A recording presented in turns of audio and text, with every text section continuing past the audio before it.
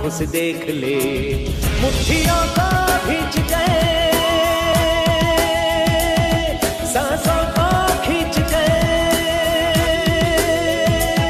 मुट्ठियों को भींच गए, सांसों को खींच गए, सबसे टकराने को, शिखर पर जाने को मैं तैयार हूँ, मैं तैयार हूँ, मैं तैयार हूँ, मैं तैयार हूँ।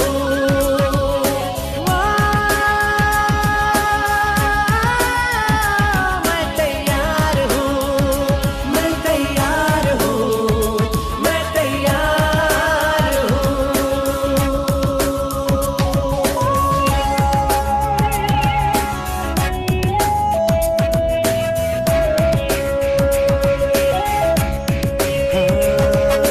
मुश्किलें हो कैसी भी मेरे हौसलों से कम है, अंधेरों को चीर देंगे इतना दम है।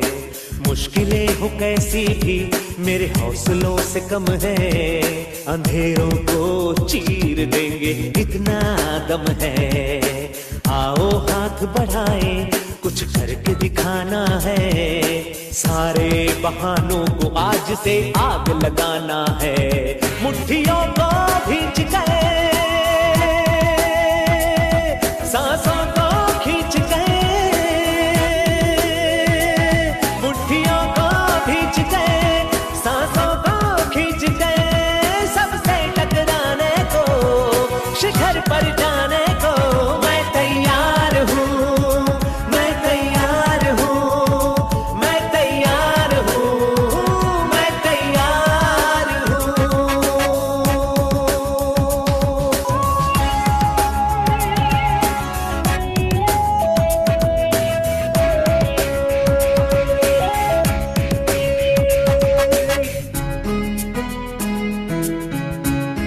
हाँ, खुद से है ये वादा, कुछ करके जाऊंगा, सबके सीनों को गर्व से भर कर जाऊंगा।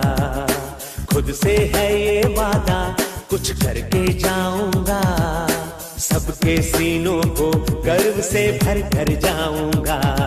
हर चढ़ते सूरज को सलाम करती दुनिया सारी, मेरा ये जीवन हाँ मेरी जिम्मेदारी। मुट्ठियों को भींच गए, सांसों को खींच गए,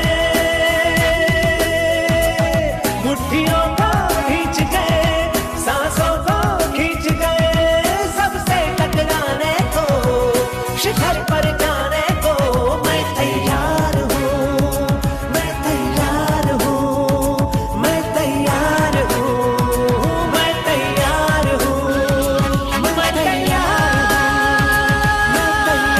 हूँ,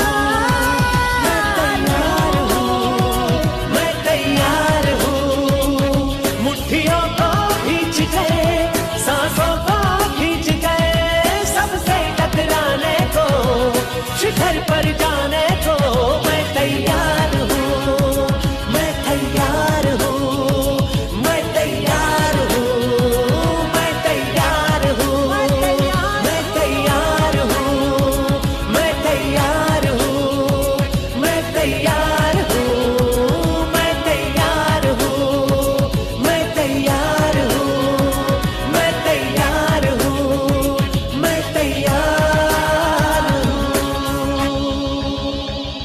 यस।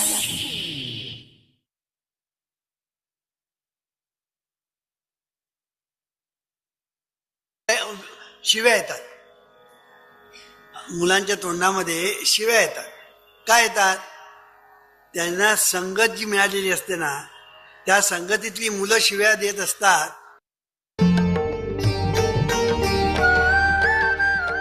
उगार आहे दिवाण किंवा बैसोनी निवान, शुद्ध करी चित्त, तया सुखा अंत नाही पार, येऊनी अंतरी राहील गोपाळ, सायासाचे फळ बैसल्या.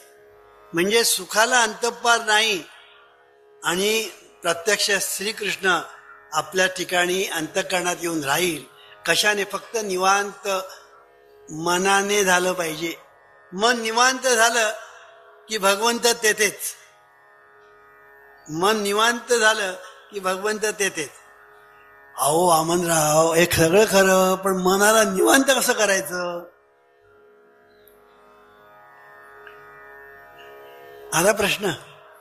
हे सगळं खरं वामनराव, पण मनाला निवांत करायचं कसं सांगू? ते पुस्तक द्या. हे बघा, ह्या पुस्तकात सांगितलेलं आहे. मनाला निवांत करायचं ना, त्याच्यासाठी पहिली गोष्ट म्हणजे मनाला एकाग्र करण्याचा कधीही प्रयत्न करू नका.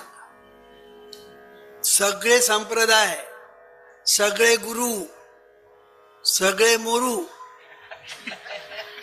आणि सगळे बोरू तुम्हाला सांगतील मन एकाग्र करा, त्याशिवाय तुम्हाला देव भेटणार नाही. हे सगळं खोटं आहे. एकाग्र मन करायचंच नसतं. तुम्ही मन जेवढं एकाग्र कराल तेवढं ते विकाग्र होतं.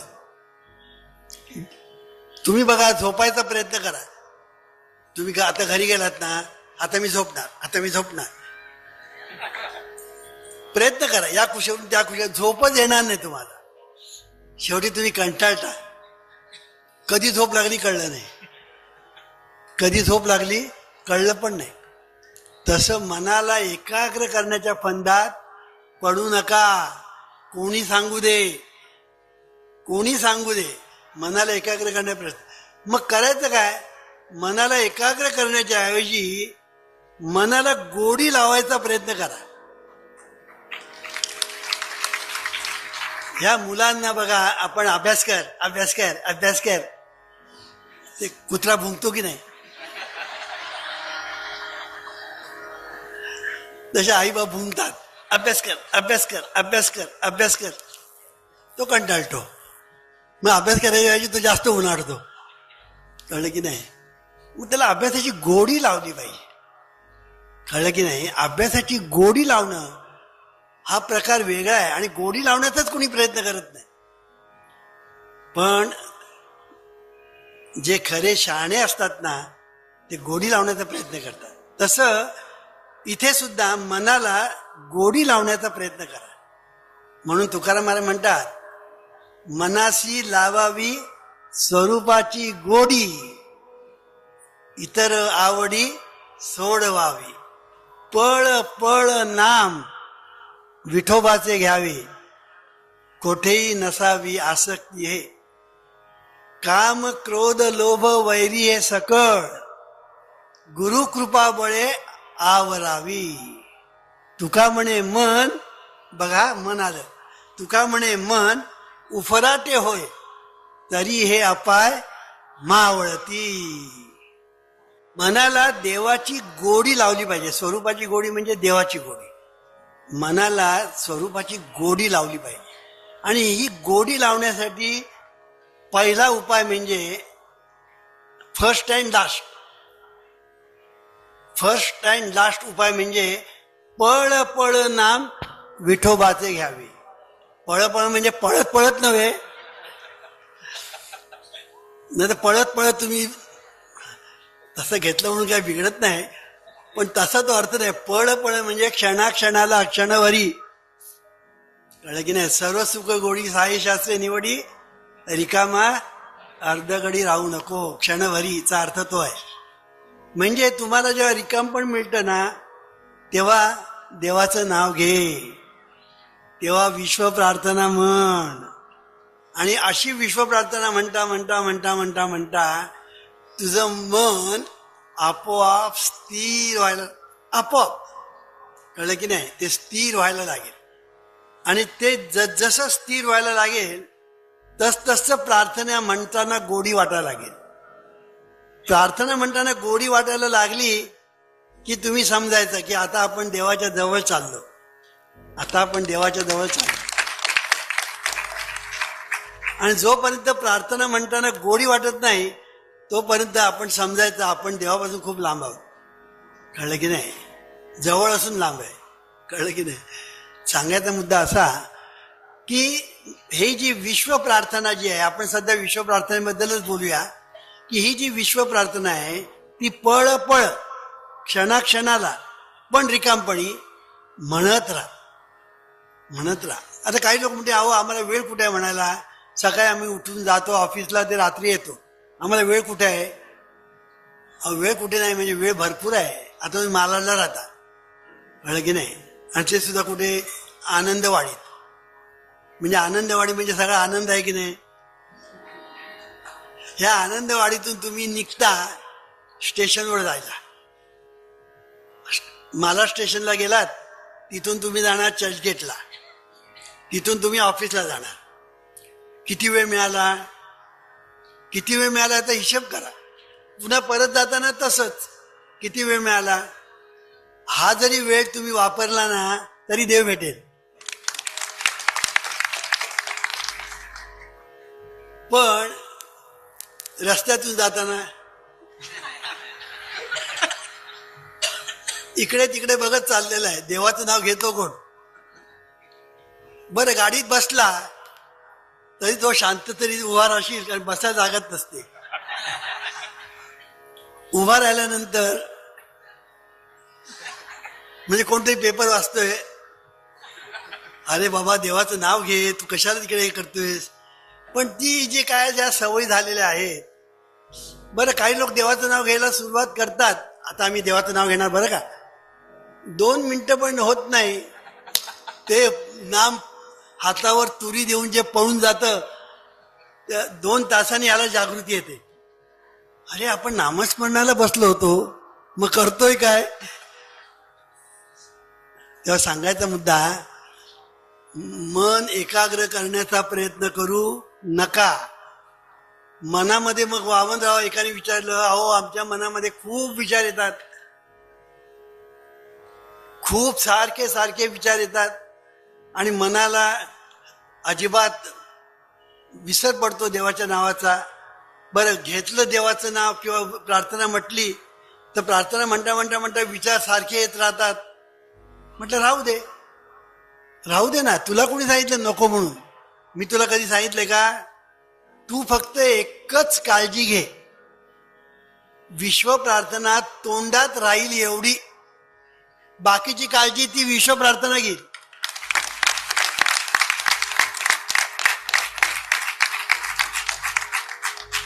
मी तुम्हाला भरमसाठ गोष्टी करायला सांगत नाही. सकाळी 4 वाजता उठा, कळलं की नाही, पंच उषक काळी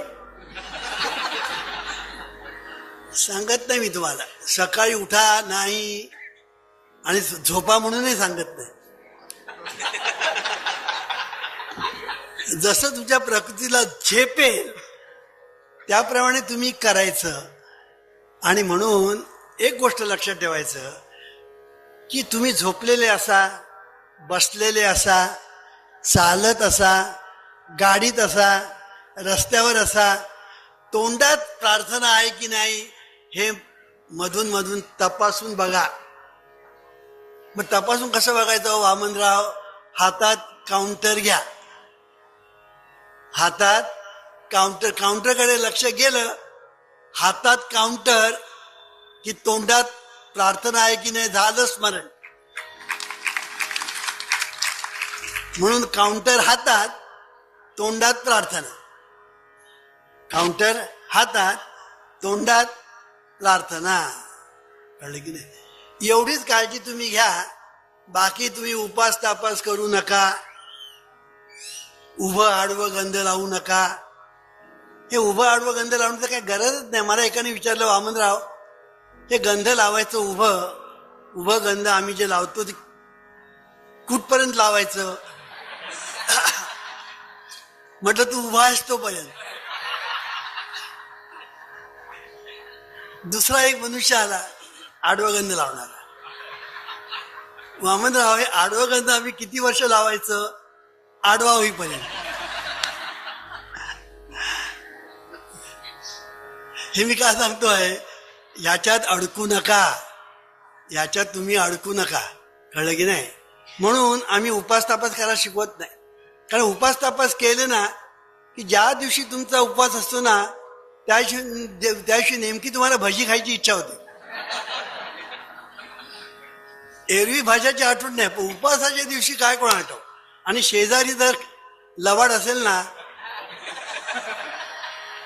तर तुम्हाला असं म्हणजे एकादशीचा दिवस आहे, शेजाऱ्याला माहिती आहे याचा उपवास आहे, भजी त्याने केलीच म्हणून समजा की याच्या तोंडाला पाणी सुटलं.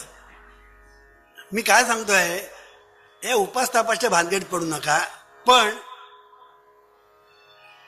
ज्याला आपण काय म्हणतो कमीत कमी खाणं, लंघन, हे जे लंघन आहे ना ते करा, कमी खा. पण उपास करू नका. उपास करण्याची गरज नाही, कमी खा. कमी खाल्लं ना आरोग्य चांगलं राहील. उपास करून आरोग्य बिघडेल. अनेक लोक उपास करतात. ह्या बायका आहेत ना, त्यांचे नवरे माझ्याकडे येतात, बायकांना घेऊनच येतात आणि म्हणतात वामनराव यांना काहीतरी सांगा. यांना म्हणजे होणार बायकोला. मी म्हटलं काय झालं? अहो उपास करतात त्यामुळे त्यांचं डोकं दुखतं, पित्त खवळतं आणि आमच्यावर राग काढतात. हो की नाही? ज्या दिवशी तुम्ही उपास करता ना त्या दिवशी तुम्ही बघा पित्त तुमचं ढळतं, खवळतं. कारण का? तुमचं प्रकृती बिघडते उपासाने. म्हणून उपास करून कोणाचंही कल्याण झालेलं नाही, होणार नाही. त्याच्याऐवजी तुम्ही 4 वेळा जेवा. जेवू नका, एक वेळ, पण थोडं थोडं थोडं थोडं जर 4 वेळा खाल्लं ना चांगलं पचतं असं शास्त्र सांगतं. तेव्हा थोडं खाणं म्हणजे लंघन करणं हे आरोग्याला बरं असतं. तेव्हा जीवनविद्येमध्ये या सगळ्या भानगडी सोडून दिल्या. तीर्थयात्रा पण नाही, कळलं की नाही? मग वामनराव मग तीर्थयात्रा आम्ही करायचीच नाही का? करायची. तू ऑफिसमधून घरून ऑफिसला जातो की नाही, आणि ऑफिसमधून परत घरी येतो ना, तुझी वारी झाली. तू झाला वारकरी, कळलं की नाही? कोणी सांगितलं, एका ज्ञानेश्वर महाराज एके ठिकाणी म्हणतात, काही एखाद्यानी वैकुंठ जावे, ती आगवे वैकुंठाची केली आगवे. कळलं की नाही? कोणीतरी पूर्वी वैकुंठाला जात होते, आता आम्ही सगळ्यांना वैकुंठाची व्यवस्था केली. तसं वारी करणारे पुष्कळ आहेत, पण आम्ही आमची वारी आणखी सोपी करून राहिली. तुम्ही दररोज ऑफिसला जाताना, दुकानावर जाताना, व्यवसाय करताना, घरातून बाहेर जाताना, घरातून तुमच्या व्यवसायाच्या ठिकाणी जाऊन परत तुम्ही आलात की एक वारी झाली.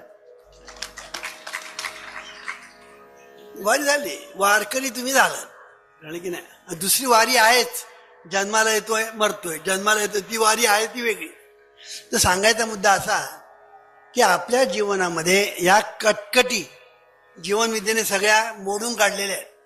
आणि तुम्हाला जितकं सोपं सोपं सोपं करता येईल तेवढा परमार्थ सोपा केला. इतका सोपा केला की त्यामुळे तुम्हाला संसार सुखाचा करता आला.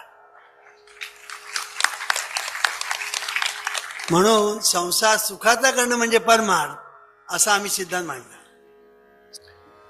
सांगायचा मुद्दा असा, मन एकाग्र करण्याच्या फंदात पडू नका. मग काय करा? फक्त अंडरलाईन करायचं, तोंडात प्रार्थना आहे की नाही हे मधून मधून चाचपडत राहा. कळलं की नाही? तोंडात आहे की नाही, तोंडात आहे की नाही, तोंडात आहे की नाही, बस एवढी काळजी तुम्ही घ्यायची. बाकीची काळजी ती प्रार्थना तुमची घेईल. बघा, तुम्ही करून बघा, कळलं की नाही? हे अनुभवाच्या जोगे नव्हे बोलायचं. काय होणार आहे वामनराव? अरे करून तर बघ, काय होणार ते कळेल. कळलं की नाही? म्हणून ही प्रार्थना फक्त तोंडात राहील एवढी काळजी घे, बस. बाकी तुमचा जो संसार आहे तो करा. जो संसार तुम्ही जो करताय ना तो करा, पण तोंडात प्रार्थना, बस. एवढं जर केलं ना काय होईल की आपोआप तुमचं मन स्थिर व्हायला लागेल. किती मनात विचार येऊ दे, प्रार्थनेला घट्ट धरून ठेवा. मनात कितीही विचार येऊ दे, प्रार्थनेला घट्ट धरून ठेवा. प्रार्थनेला घट्ट धरून ठेवलं ना की मनाने किती फडफड केली ना तरी मन काहीही उडून जाणार नाही. आता मी उदाहरण देतो. पेपर वेट आपण माहिती आहे, पेपर वेट तो आपण पेपरवर ठेवतो, कागदावर ठेवतो. का कागद उडून जाऊ नये म्हणून, हो ना. म्हणजे पेपर वेट तुम्ही कागदावर ठेवला आणि वारा किती आला तरी पेपर असं असं असं असं करतील, उडून जातील का? जाणार नाही. तसं मनाच्या वर एक पेपरवर ठेवा विश्व प्रार्थनेचा. तो ठेवला की मन फट फट फट फट केलं ना, उडून जाणार नाही, जागच्या जागीच राहील. आणि असं असं करताना किती वेळ करील? थोडा वेळ करील आणि गप्प राहील. कळलं की नाही? कळलं गप्प राहील. आणि म्हणून मनाला फक्त एकच की ही विश्व प्रार्थनेला तू धरून राहा. विश्व प्रार्थनेला धरणं आणि विश्वंभराला धरणं एकच एकच. म्हणून त्याला धरून राहा. त्याला धरून राहिलात की कुठे जाते ती? मी दुसरं उदाहरण देतो. पतंग, आकाशामध्ये पतंग दूर जातो. आपण उडवतो की नाही पतंग? पतंग दूर जातो, दोरी आपल्या हातात. आता पतंग कुठेही जरी गेला ती दोरी आपल्या हातात, याचा अर्थ पतंग आपल्या हातात. तसं प्रार्थनेची दोरी आपल्या हातात ठेवा, मग पतंगाला कुठे इकडे तिकडे जाऊ दे, पुन्हा तो त्या आपल्या हातामध्ये येऊन बसेल. इतकं हे सोपं आहे, फक्त केलं पाहिजे. तुम्ही म्हणा वामदा आम्ही खूप प्रयत्न करतो, पण आमच्या मुखामध्ये ती राहतच नाही, ती कधी निघून जाते कळत नाही. मग त्याला काही उपाय आहे का? आहे. हे जीवन विद्या मिशनचं वैशिष्ट्य आहे. प्रत्येक गोष्टीला अपाय आहे ना, तिथे उपाय आहे. फक्त तुम्ही जीवन विद्या मिशन मध्ये आलं पाहिजे, तर तुम्हाला हे सगळे मार्ग सापडतील. की आम्ही आता इथे काय 2 आणि 3 दिवस नंतर काय, हा प्रश्न आहे. म्हणून जीवन विद्या मिशन मध्ये एकदा तुम्ही आलात की तुम्हाला हे सगळे मार्ग कळायला लागतात. हळूहळू ते सोपे होतात. सगळ्यात सोपा मार्ग म्हणजे काय? जे विश्व प्रार्थना म्हणतात ना, त्यांच्या संगतीत राहा की तुमच्या तोंडामध्ये विश्व प्रार्थना आपोआप येईल. आमच्या मुलांच्या तोंडामध्ये बघा शिव्या येतात. मुलांच्या तोंडामध्ये शिव्या येतात. काय येतात? त्यांना संगत जी मिळालेली असते ना, त्या संगतीतली मुलं शिव्या देत असतात, म्हणून ह्याच्या तोंडात शिव्या येतात. पण जीवन विद्या मिशन मध्ये येणारी जी मुलं असतात त्यांच्या तोंडात प्रार्थना येते, शिव्या येणारच नाही. तर सांगायचा मुद्दा, हे सगळं संगतीने घडतं. हे मला सांगायचं, संगतीला पर्याय नाही. संगत धराल त्याप्रमाणे तुम्हाला पंगत मिळेल. बघा, संगत तुम्ही धराल त्याप्रमाणे तुम्हाला पंगत मिळेल. आणि पंगत जशी मिळेल त्याप्रमाणे तुम्ही पंक्तीला बसाल. आणि पंक्तीला बसा म्हणजे त्याप्रमाणे तुम्हाला मिळत राहील. गेलात संगतीत, मग काय होईल? पंक्तीला बसाल आणि मिळेल काय? दारू. म्हणून संगत कोणाची धरायची याचा प्रत्येक माणसाने विचार केला पाहिजे. बघा, इथे विचारांचं महत्व किती आहे की विचार केला पाहिजे की संगतीचं महत्व किती आहे, की संगती आणि विचार एकमेकांशी संबंधित आहे.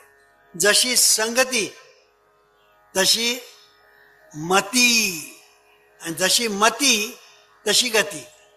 म्हणून तुमचं जे मन आहे त्या मनावर जे संस्कार होतात ते संगतीने होतात. मनाला ऊर्ध्वगतीला जायचं का अधोगतीला जायचं हे संगती ठरवते. आणि म्हणून संगती जशी मिळते त्याप्रमाणे आपल्याला संस्कार त्यांचे मिळतात. त्या संस्कारातून विचार मिळतात. त्या विचारातून आपल्याला उच्चार आणि आचार होतात. त्याच्यातून आपलं जीवन निर्माण होतं, सुखाचं किंवा दुःखाचं. म्हणून संगत श्रेष्ठ, कारण संगतीने माणसाचे विचार घडतात किंवा बिघडतात. कळलं की नाही? म्हणून विचारांचं सामर्थ्य प्रचंड आहे. किती प्रचंड आहे की या विचारांना तुम्ही एकदा बदललं की तुमचं नशीब बदललं. किती सोपं आहे बघा. फक्त विचार बदलायचे की तुमचं नशीब बदललं. आता विचार बदलायचं म्हणजे काय? कुठले विचार मनात आणायचे? फार सोपं आहे. लक्षात घ्या, एकदा तुम्ही ही प्रार्थना म्हणायला लागलीत, या प्रार्थनेमध्ये सुंदर विचार आहेत. It is a gold mine of golden thoughts.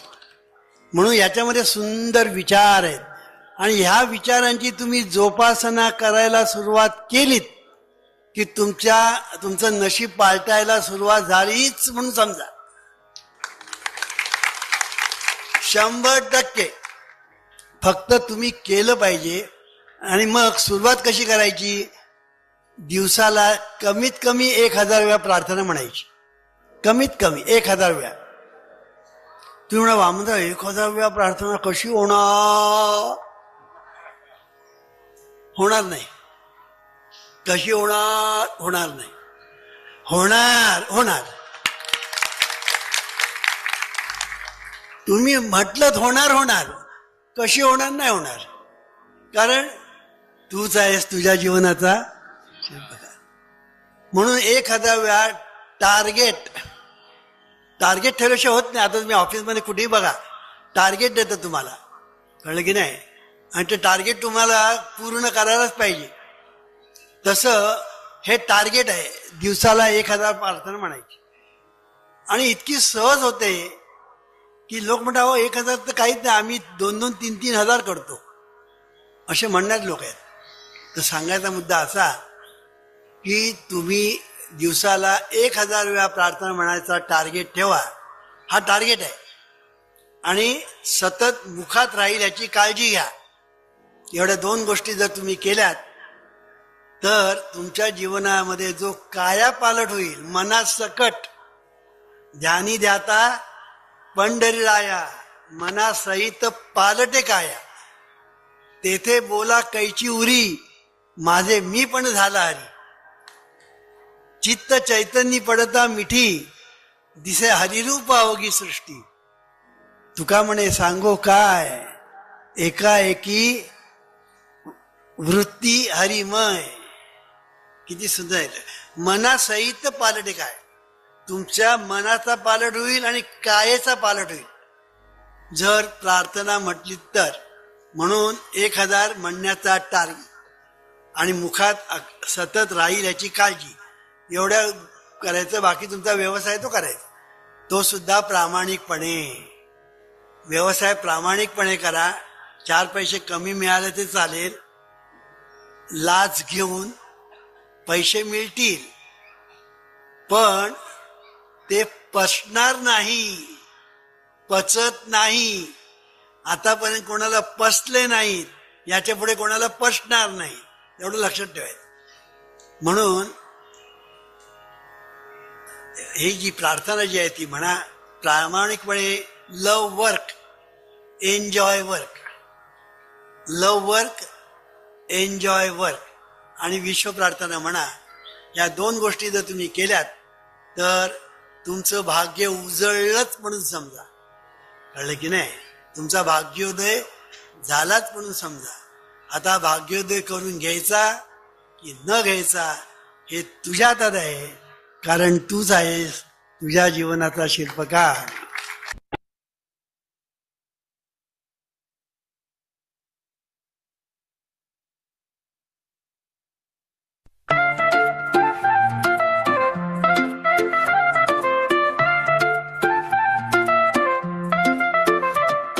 सपनों की राहों में कदम कदम बढ़ाना है, मंजिल के इस सफर में खुद को आजमाना है.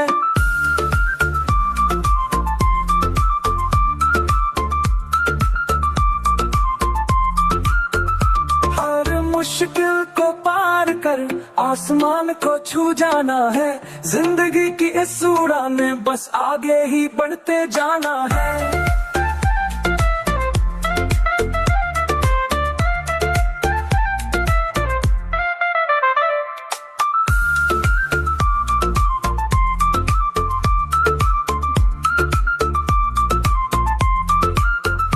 आसमां की ऊंचाई को अब हमें पाना है, रुकना नहीं है कहीं भी, मंजिल को ही पाना है.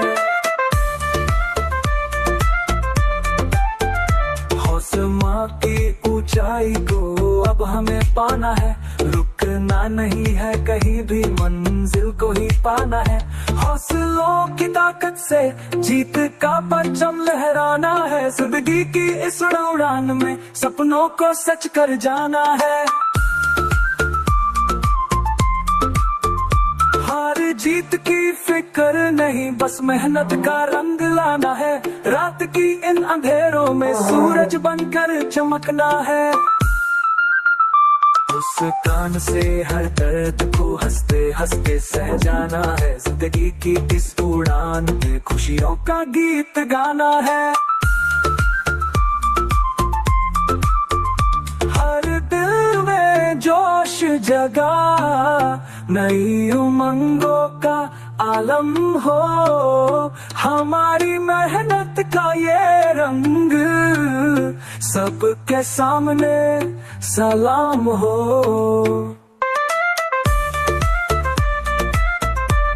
अच्छा लगा हो तो हाथ बताना है, अच्छा लगा मेडिटेशन।